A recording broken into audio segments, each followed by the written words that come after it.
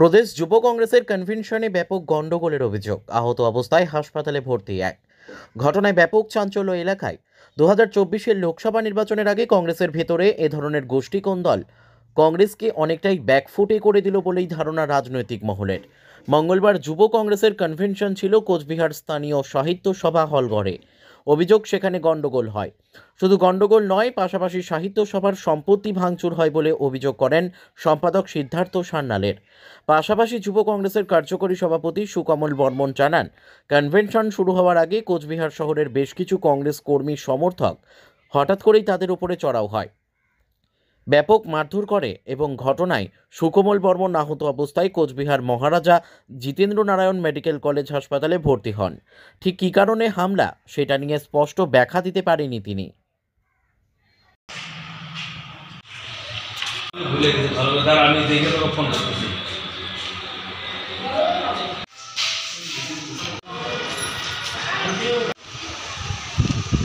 আজকে যুব কংগ্রেসের জেলা কনভেনশন, প্রদেশ যুব কংগ্রেসের পক্ষ থেকে কোচবিহার জেলার যুব কংগ্রেস কমিটি যেটা ইলেক্টেড ছিল সেটাকে ভেঙে দিয়েছে, ডিজলভ করে দিয়েছে।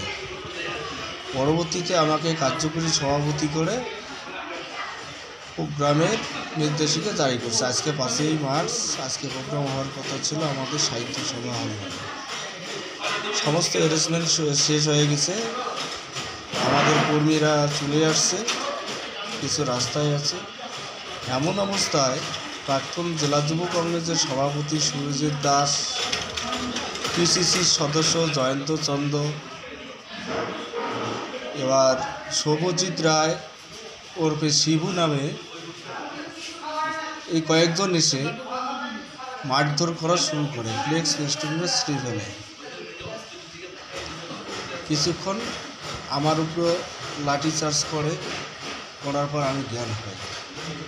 এই পর্যন্ত মানে হঠাৎ করে কেন এরকম চড়াও হলো আর কি বুঝতে পারছেন? সেটা আমি বলতে পারবো না। এখন কী কারণে চড়া হলো, কোনো রাজনৈতিক সন্ধি থাকতে পারে ওদের বিরোধী, সেটা জানি না। ওরা কি এরকম এর আগেও করেছিল আপনাদের সাথে দলে থেকে? হ্যাঁ, আমাদের দলে থেকে এর আগে তপশিলি সেলের চেয়ারম্যান চন্দন রায়ের সঙ্গেও করেছিল, চন্দন রায়ের উপরও আক্রমণ করেছিল। এবার দ্বিতীয় আমার উপর আক্রমণ করল। এখন এরা যে কোন রাজনৈতিক দল করে সেটা আমার জানা নেই, কারণ এটা তো কংগ্রেসের একটা শাখা সংগঠনের প্রোগ্রাম ছিল। এই প্রোগ্রামে আজকে প্রদেশ যুব কংগ্রেসের সভাপতি আজহার মল্লিক কুচবিহারেই আছেন। শঙ্কর মালাকার, ওনার ঢোকার কথা 2টা থেকে 3টার মধ্যে ছিল। উনি আসবেন কিনা এখন জানি না, তবে আসার কথা আছে। কতজন মিলে আপনাকে আঘাত করেছে? 5-7 জন, তার মধ্যে সুরজিৎ দাস, জয়ন্ত চন্দ্র, শুভজিৎ রায় ওরফে শিবু, আরও 2-1 জন। এদের বাড়ি কোথায়? কুচবিহার শহরে 2-1 জন আছে, আর এদের সমস্ত বাড়ি বাইরে, সেটা হচ্ছে শহরের বাইরে। আপনার নাম? আমার নাম সুকমল বর্মন। কী পদে আছেন? আমি জেলা যুব কংগ্রেসের কার্যকরী সভাপতি পদে আছি।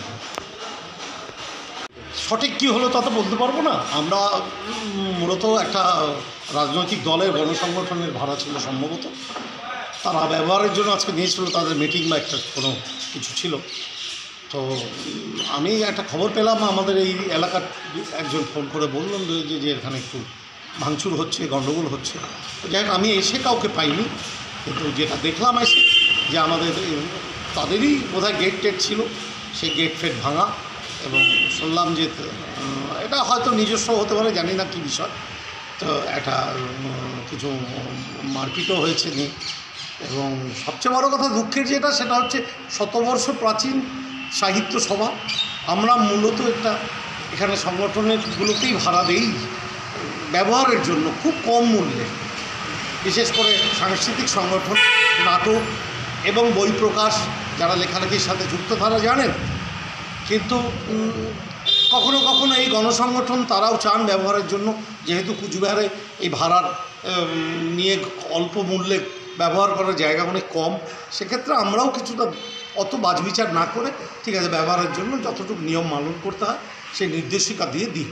কিন্তু এটা দুঃখজনক যে এই গণ্ডগোলটা তাদের ভেতরের বা কিসের সেটা যাই হয়ে থাকে, কিন্তু আমাদের প্রপার্টি লস হলো, আমাদের প্রপার্টির উপর আঘাত আসলো এবং এই প্রাচীন সংস্থার উপর আঘাত এখানে দাঁড়িয়ে এটা কষ্টের।